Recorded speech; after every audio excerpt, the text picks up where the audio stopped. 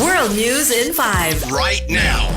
News and developments making headlines around the world in 5 minutes.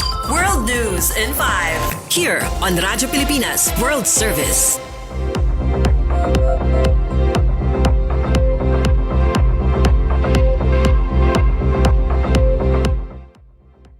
Good day, I am Peñano with today's World News in 5.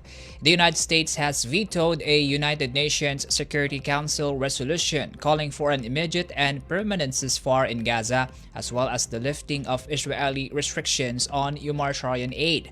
14 members of the 15-member council voted in favor, but Washington blocked the measure, its sixth veto since the Gaza war began nearly 2 years ago.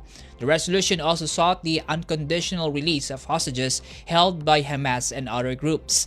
Ahead of the vote, Denmark's UN envoy warned that famine in Gaza is no longer projected but confirmed, with civilians suffering under Israel's expanded military operations. US officials defended the veto, blaming Hamas for prolonging the conflict. They said the war could end if the group released hostages and laid down arms. The UN will hold another high-level meeting on Gaza next week, coinciding with world leaders gathering for the General Assembly in New York. The conflict erupted on October 7, 2023, when Hamas launched attacks that killed around 1,200 people in Israel and took 251 hostages. Since then, health authorities in Gaza report more than 64,000 deaths, mostly civilians.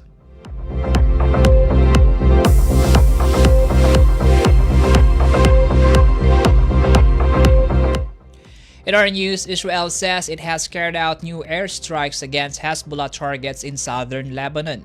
In a statement Thursday, the Israeli military said the strikes were aimed at preventing the Iran-backed group from rebuilding its operations near the border. Residents of 5 villages were told to evacuate. Lebanon's state-run news agency confirmed the attacks, reporting material damage. Prime Minister Nawaf Salam criticized the evacuation orders, saying they run counter to international peace efforts.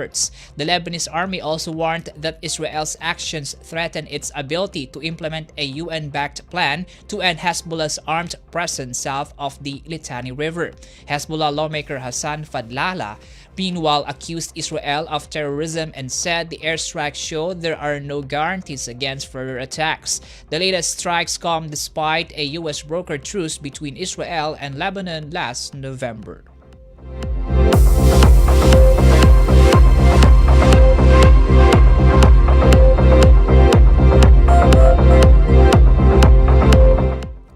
Ukrainian President Volodymyr Zelensky says his country's forces are pushing back Russian troops in a new counteroffensive on the Eastern Front.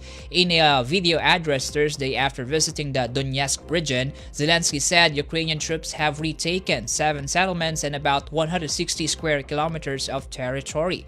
He added that another 9 settlements and 170 square kilometers have been cleared of Russian forces. Zelensky described heavy fighting near Dobropilya and Pokrovsk, areas where Russia made rapid advances last month.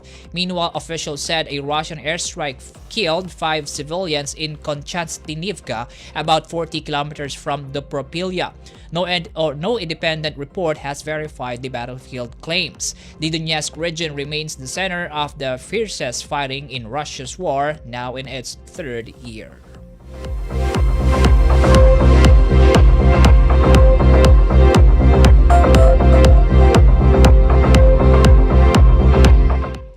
And that concludes today's edition of World News in 5. For Radyo Pilipinas World Service, I am Peñano. Good day. World News in 5. Right now.